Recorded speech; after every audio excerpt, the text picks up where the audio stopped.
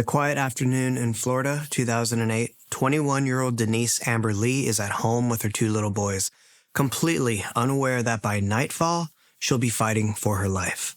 Denise's husband, Nathan Lee, arrives home from work around 3:30 p.m. and immediately senses something is wrong. The house is quiet, Denise isn't there, and their 2 young sons, just 2 years and 6 months old, are alone together in a crib. Nathan doesn't hesitate. He calls 911 and reports his wife missing. Northport Emergency? Yes, I'm at Latour Avenue. I just got home from work, and my wife, I can't find her. My kids were in the house, and I don't know where she is. I've looked every single place, and I don't know. How old are your kids, sir? My oldest is 2, and my youngest is 6 months. You know what? I know. I don't know where Mommy is. Her vehicle's in the driveway? Yes. Does she have any medical conditions? No. Her purse is here. I don't. Her cell phone is here. I don't know. Okay, what is her name? Denise. At this point, police treat this as a missing persons case.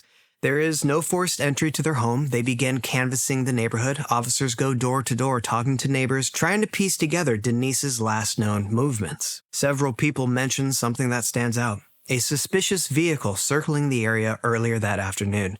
A green Camaro. It's the first real hint that this may not be a simple disappearance. What police don't know yet is that Denise was abducted hours earlier. Shortly after 2 p.m., a total stranger named Michael King showed up at the Lee home and took her. By late afternoon, Denise was bound in the back seat of King's green Camaro, terrified as he drives aimlessly through the back roads and highways. At one point, King stops at a relative's house to borrow a shovel, a gas can, and a flashlight. He told the relative that his lawnmower is stuck on his lawn. While his cousin is helping Michael obtain those items, Denise notices that Michael left his cell phone. So Denise sees the opportunity. With her hands still tied, she manages to grab King's phone and dials 911. She leaves the line open, pretending to talk to Michael while secretly speaking to the operator. 911. Hello? I just want to see my family. Hello?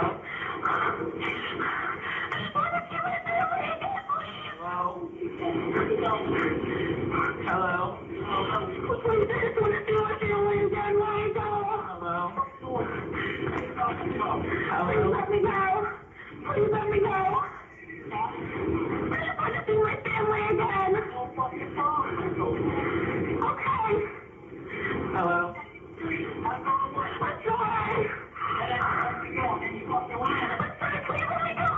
I'm sorry. Hello? I'm sorry. Please let me go. Please let me go.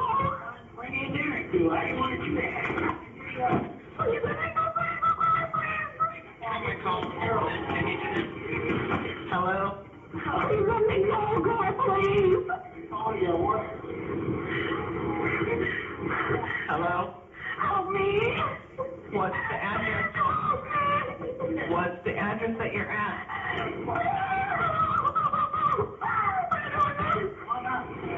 What is the address that you're at? Hello, ma'am? Where are we going? I gotta go up to the mountain now. Up and around where? Can you see that? That's 4 streets. No, 5 streets over from your house. I couldn't see everywhere. What's your name, ma'am? Hello? Please. What's your name? Please, my name is Denise. I'm your beautiful husband, and I just want to see my kids again. Your name's Denise? I'm sorry. Thank you, too, because he doesn't know. Please, God, please protect me. Are you on I-75? For more than 6 minutes, the dispatcher listens as Denise Amber Lee fights for her life.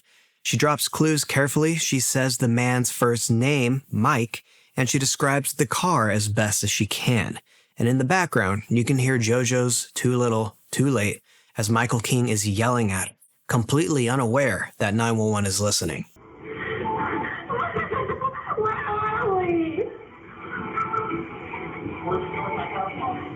I don't know. Please. are you at? Can you tell if you're on I-75? I don't know where your phone is. I'm sorry.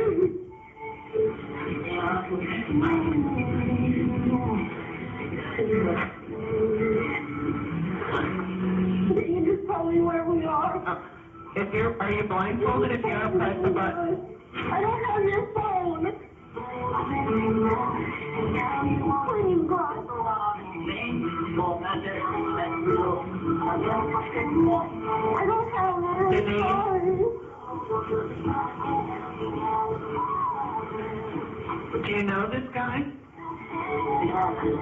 I don't know where your phone is. I'm sorry. Denise, do you know this guy? She might have the phone laid down and not hear a thing I'm saying, too. He keeps saying on the phone. I don't know where it is. Maybe if I could see it, I'll find it. No, sir. Denise, how long have you been gone from your house? How long? Do you know how long you've been gone from your house? What's your last name? Lee. Lee? Yeah. Do you know what street? Your name's Denise Lee? Can you tell at all what street you're on? No. Do you know this guy that's with you? No. You don't know him from anywhere? No, please. Oh, God, help me. What's your address? What's your home address, do you know? I don't know. Can you just take me to my house? Can you just take me home? I'm a please.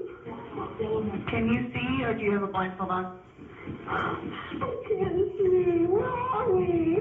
The 911 operator who handled Denise's call did not properly recognize, prioritize, or act on what was clearly an act of kidnapping in progress. Denise's call was treated like a suspicious or a disturbance call, not a kidnapping.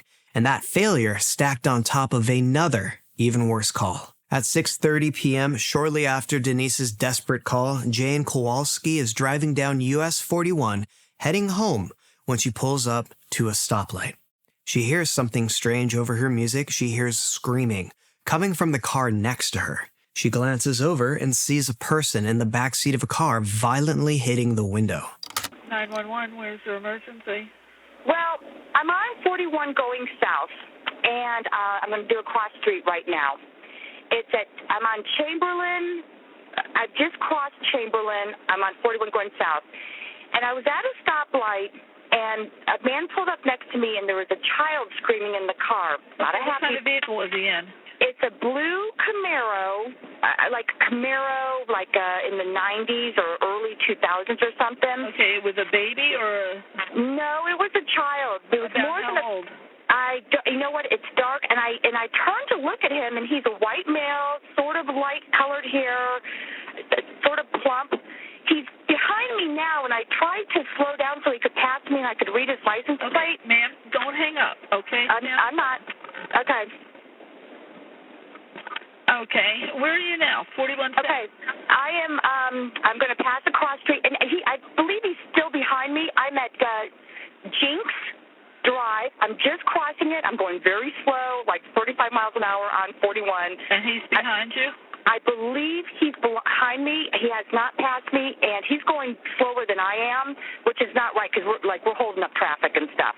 But I think that he saw me look at him, and I'm not trying to be overdramatic here, but he's going even slower now. And is he pulling over? No, something's going on because he's even going even slower now. Okay. But he's right behind me. And I don't know if the kid I don't know. What's your name? Okay, my name's Jane. Okay, he's pulling over to the other lane now. Jane Kowalski, Kowalski. Oh, shit. And he's going to turn left on Toledo Blade. He's turning left right now. Okay. And I'm in the other lane. And you're going southbound, and he's turning left onto the Leaf Blade. Right, and it's like a blue, I want to say like a Camaro type of car, white male, kid, and there's a kid in the back seat, and they kept banging on the window. Went left on Toledo Blade. About how old is this child? Can you tell me? I did see the child. I'd say less than 10, definitely not an infant, old enough to bang on the window. Okay, 7 to 10? I don't know, 5 to 10. Okay, now it's green, and the green arrows, and he's going now. He's turning left on Toledo Blade. Yeah. Do you want me to turn? Try to follow him, or? Okay. Does he want her to follow him? Okay. Can you turn? He just turned on Toledo Blade. I don't know if I can catch up. There's a bunch of traffic, and I can't get over. Oh boy. There's a child in the car, someplace between 5 and 10. And it was banging on the window. And screaming. And crying. And screaming. Like screaming. Okay. And not a happy scream, like, get me out of here scream. Left on Toledo Blade. And you said it's a blue Camaro? Blue or black, very dark. He's a white male. And I want to say sort of light-colored hair, maybe a little in the face. I don't think obese, but I'm way past there now. For me to go catch him, I don't know if I'd ever be able to go back. I mean, I would never stop him. I'm not going to put myself at risk. But. Okay, and I've got your phone number. Jane did exactly what you're supposed to do. She saw a woman screaming in the back of a moving car and called 911 immediately. But her call was routed to the wrong county. And while that can happen, what followed shouldn't have.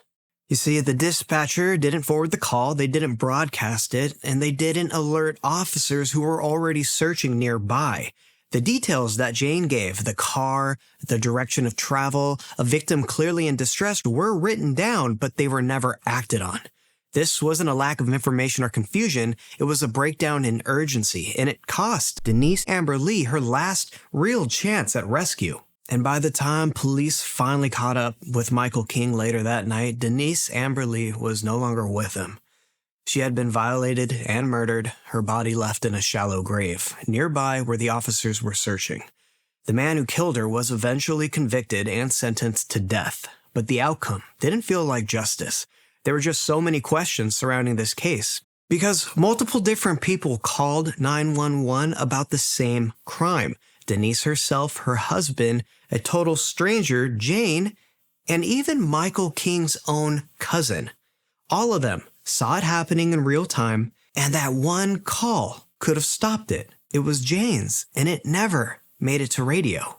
The case became notorious nationwide for exposing shortcomings in 911 procedures. Denise's husband sued authorities for negligence, believing that she would still be here today if that call had been dispatched. In the aftermath, Florida passed the Denise Amber Lee Act to push mandatory dispatcher training and better standards. The mishandled calls spurred reforms and nationwide awareness that 911 call centers must communicate seamlessly across jurisdictions to prevent such a tragedy from recurring.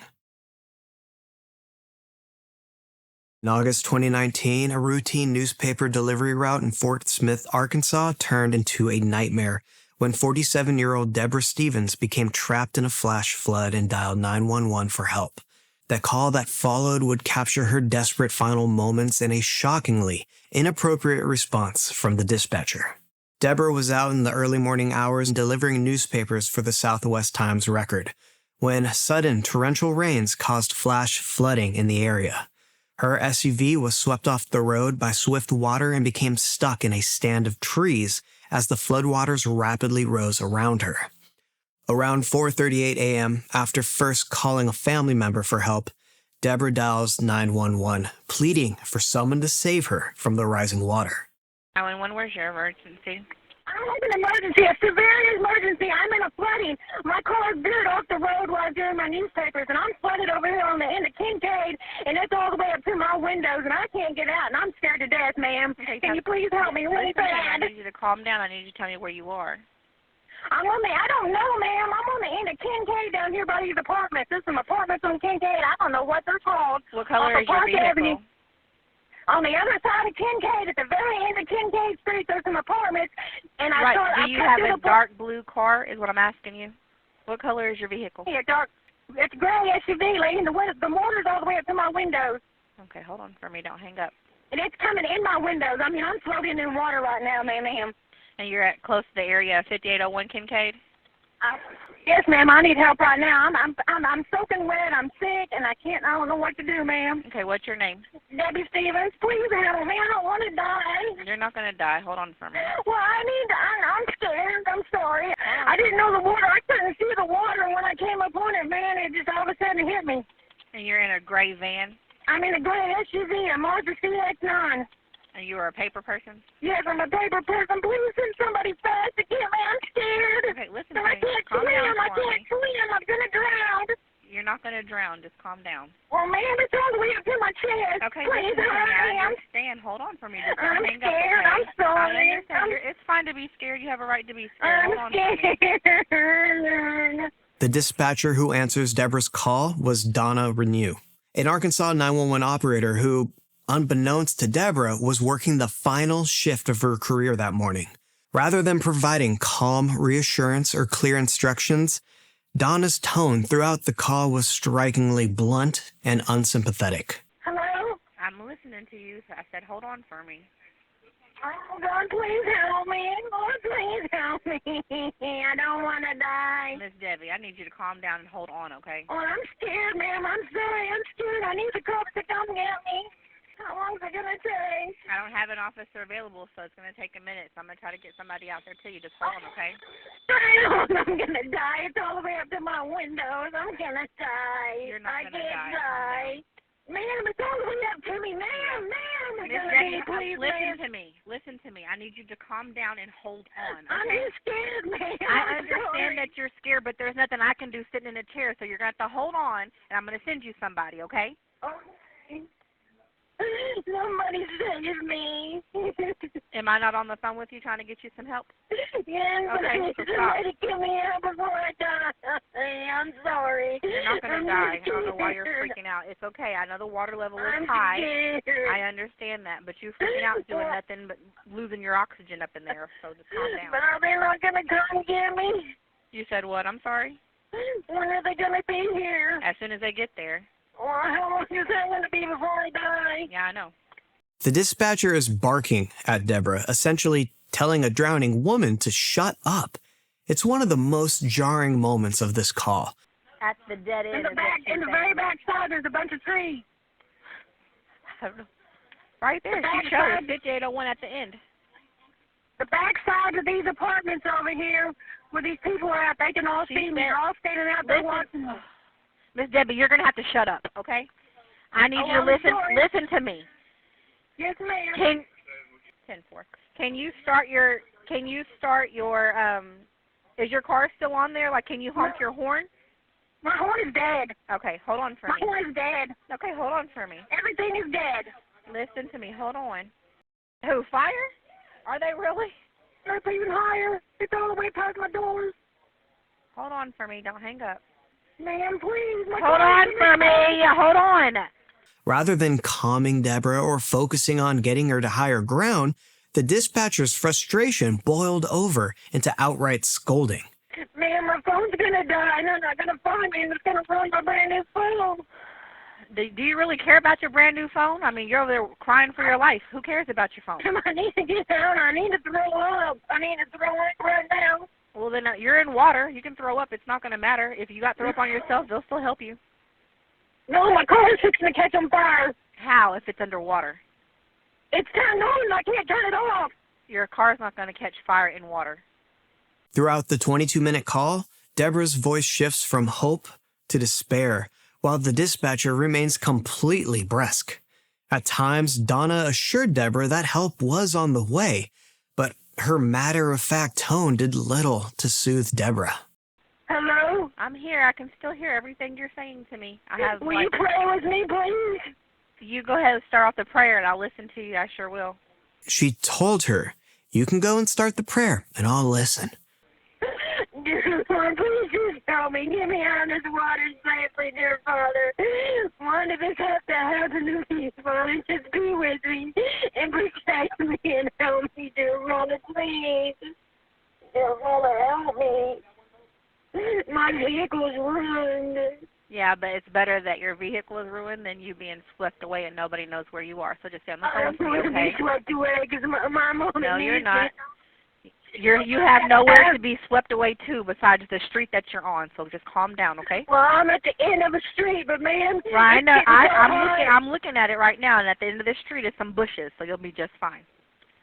Man, it's getting all the way up to my chest, and I'm getting. I know the water's up to your chest. chest. Just stay on the phone with me, and I have an officer and the fire department coming out to you. So just hold on, okay?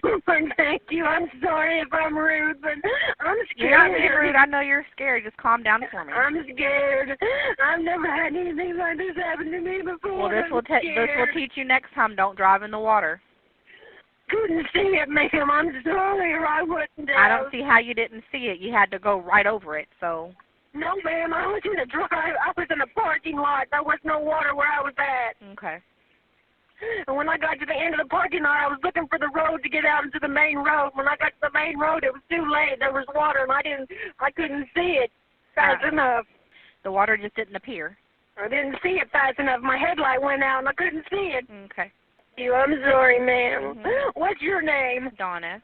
Donna, thank you for being here for me, Miss Donna. You're welcome. I'm just scared, and I don't know what to do. I can tell you when it rains again, I ain't never doing this.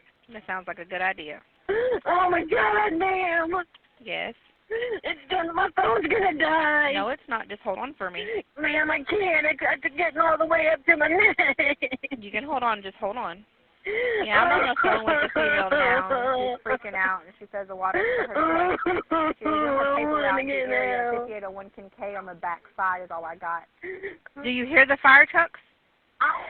Rushing water, ma'am. I can't hear nothing. Okay, well, don't cry, and then don't talk, and then let me know if you hear the fire department. As Debra clings to the phone, first responders were in fact dispatched quickly, but the flood emergency was chaotic, and they struggled to reach her. According to official reports, police and firefighters were on the scene about 12 to 16 minutes after Debra dialed 911. However, finding the exact location of her SUV in the darkness and rising floodwaters proved difficult. It's even higher. It's all the way past my doors. Hold on for me. Don't hang up. Ma'am, please. Hold on for me. Hold on. Ladder 2. Oh, my God. And it's getting higher and higher, and I'm scared. Oh, my God. Number 7 is needing you in the area, 5801 Kincaid Avenue.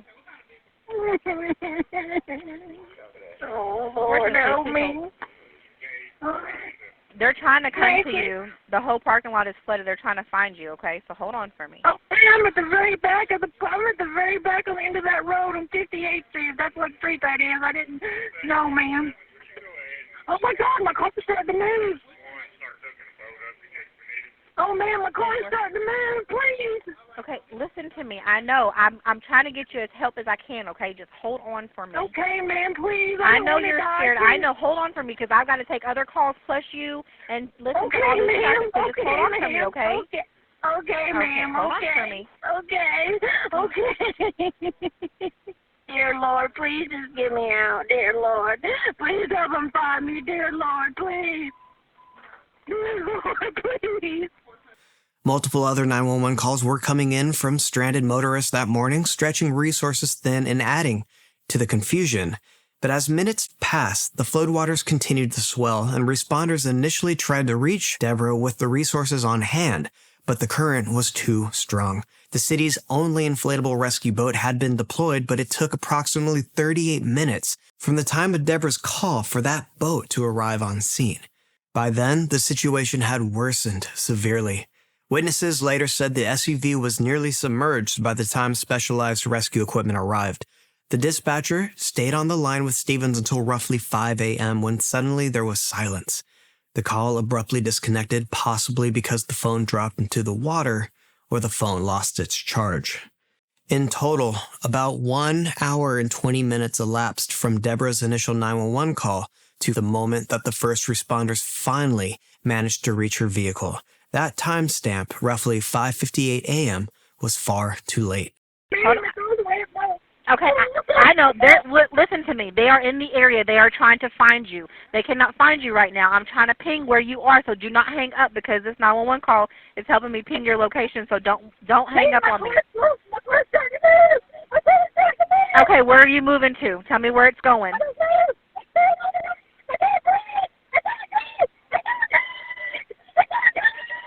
Okay, tell me where you are.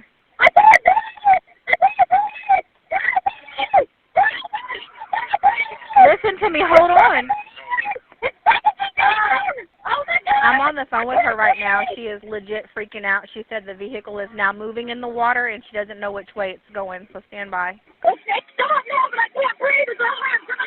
Okay, is the water up to your neck? Yes! Hold on for me. Can you tell me where you are? I can't see out the window. The water's all around me. I can't see nothing. Okay, so are you still on that same road? Have you hit the bushes? I am. I just turned around there. My phone. My God! I can't breathe. Miss Debbie, you are breathing just fine because you are screaming at me. So calm down. I need you to calm down. I know that you are scared. Hold on for me. Miss Debbie? Okay. Tragically, by the time rescue crews secured Debra Stevens' SUV, she had already drowned. The drowning of Debra Stevens during that 911 call is arguably one of the most haunting emergency call stories. The audio captures a real-life nightmare, a woman's plea for life met with an uncaring voice on the other end of the line. For a viewer, hearing Debra beg, "Please, I don't want to die," and being told to calm down or shut up by the very person supposed to help is a very jarring experience. When the 911 audio was released to public, the reaction was immediate and explosive. People across the country heard Debra Stevens begging for her life and heard a dispatcher tell her to shut up. They heard "This will teach you" as floodwaters closed in around her. That outrage wasn't speculation. It was right there on tape. Fort Smith police launched an internal investigation almost immediately, and they didn't deny what people heard. They admitted that the dispatcher's tone was calloused, rude, and very unprofessional, and they confirmed that several of her statements violated department policy. I completely understand the disgust and the concern that we all have. I understand that listening to a person going through the panic that Miss Stevens was in those final moments of her life, we would all hope that we would get a little bit better response than perhaps what she was given. I don't want us interacting with anybody in that way, whether it's a life and death situation or not. So here's the question everybody asks next is, what happened to the dispatcher? And this answer is infuriating. Nothing. Not because the department didn't want to act, but because they legally couldn't. The dispatcher, Donna Renew, had already submitted her resignation. By the time the review was completed, she was no longer an employee. That meant no suspension, no termination, no disciplinary action of any kind. She was already gone. And even more unsettling is that officials later stated that even if she had still been employed, her conduct likely would not have met the department's threshold for being fired. In other words, her behavior violated policy, but not enough to automatically cost her the job. The investigation also found no criminal negligence. Help was dispatched, rescue teams were sent. The delay that they said was due to the severity of the flooding, not a refusal to act. I don't think the dispatcher realized or understood the severity of the situation. I can absolutely no criminal. We've looked at that, and she did nothing criminally wrong. I'm not even going to go so far as to she violated policy. But that explanation didn't bring comfort to the public, and it certainly didn't bring Debra Stevens back. The police chief publicly apologized to the family, calling the loss heartbreaking. But apologies weren't enough. This case exposed something far more disturbing than a single bad call. It showed how procedure can be followed while humanity disappears completely. As a result, the department made changes: more staffing, mandatory supervisors on duty, better training for high-stress calls.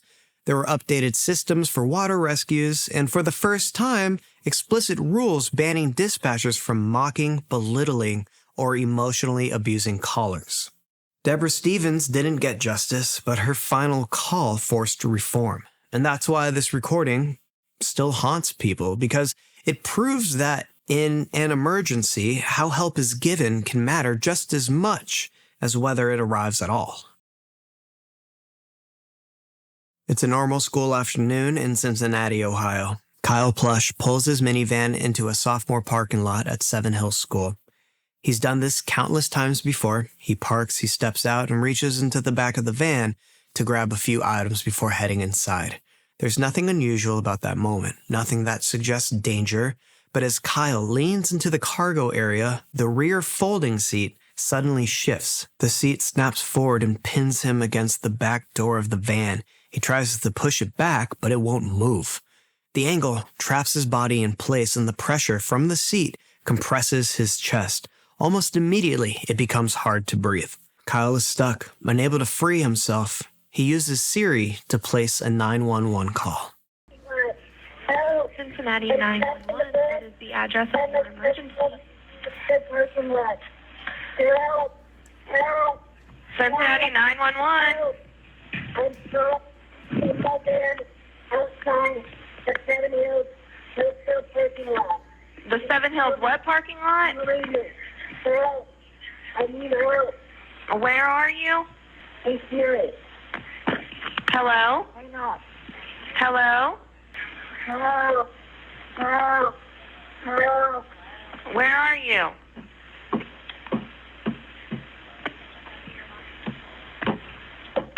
Hello? Where are you? Can you hear me? Yes. Outside the Seven Hills parking lot. I am trapped in my bed. It is the parking lot. Hello. Where are you? I can't hear you. I'm in desperate need of help. What is the address? I'm in help. Help. Help. I can't hear you. Where are you? Hello? I'm gonna die here. Where are you? The dispatcher identifies Kyle's general location at 5471 Red Bank Road near Seven Hills School, but the call is chaotic. Kyle says he's having trouble hearing the dispatcher, and just a few minutes later at 3:17, the call disconnects. The dispatcher calls back, but it goes straight to voicemail. A few minutes later, the call is classified in the system as unknown trouble and assigned a code 2. Notes are entered indicating a caller trapped inside a van at the Seven Hills parking lot, but the information is incomplete. At one point, the location is even suggested to be a thrift store parking lot across from the school. At 3:26 p.m., 2 Cincinnati police officers arrive on scene. They drive through the south end of the sophomore parking lot and check several nearby lots across the street. And they never check the north end of the lot where Kyle's van is parked. They try calling Kyle's phone, but it goes to voicemail. After speaking briefly with an off-duty deputy directing traffic nearby and seeing nothing obviously wrong from their vehicle, the officers remain in the area for a few more minutes. Then, while they're still there, a second 911 call comes in. It's the last in Seven Hills School. Cincinnati 911, what is the address for your emergency? Help me. Anyone there?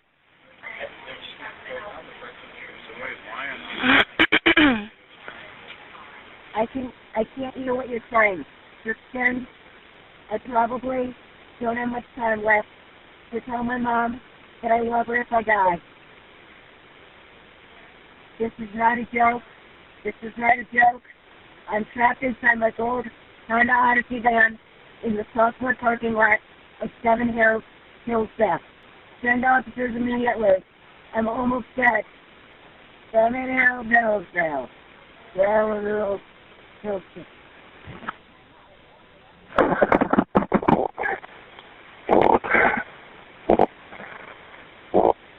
Can you hear me? Hey Siri. Hey Siri. I'm in a gold. Hey Siri. Hey Siri. Hey Siri. Hey Siri. All the blood. Hey Siri. Hey, Siri. His voice is weaker now. He again asks for help and again says that he's in the Seven Hills parking lot. But this call is mishandled almost immediately. The dispatcher activates a system used for silent calls as if no one is speaking and the call is ended. The dispatcher attempts to call Kyle back, but it goes straight to voicemail. She tries to enter the call into the system, but the computer freezes. She looks up the earlier call tied to Kyle's phone number, but never alerts a supervisor. And she never notifies the officer still searching the area that a second call has just come in. At 3:37, the officers clear the scene and leave. Inside the van, Kyle is still trapped. The pressure on his chest doesn't ease, and his breathing becomes more and more difficult. Hours pass. That evening, when Kyle doesn't come home, his parents, Ron and Jill Plush, use a phone tracking app to locate his phone. The location leads them back to the school. At approximately 8:56 p.m., Kyle's father opens the van. Kyle is still trapped beneath the folded seat. With the help of a school employee, they pull him free and attempt CPR, but it's too late. Kyle Plush has died from mechanical asphyxiation, slowly suffocating in a parking lot where help had already driven by. In the days that followed, his parents were left with an unbearable question. How could their son call 911 twice, explain exactly where he was, and still not be found? And they didn't stay silent. Kyle's parents pushed for answers. They demanded investigations. They sat through hearings and read reports and laid out every misstep, every breakdown, every moment where someone could have done more. In time, the city of Cincinnati would acknowledge those failures, agreeing to a $6 million settlement and committing to a sweeping change inside its emergency communication system. Technology was updated, protocols were rewritten, and officers were required to physically search areas instead of driving past them. Dispatchers were retrained to treat calls like Kyle's as the emergencies that they were. None of it brought Kyle back, but his parents wanted to make sure nothing else could happen. They wanted to make sure no other family would have to listen to their child's final words and wonder why no one came.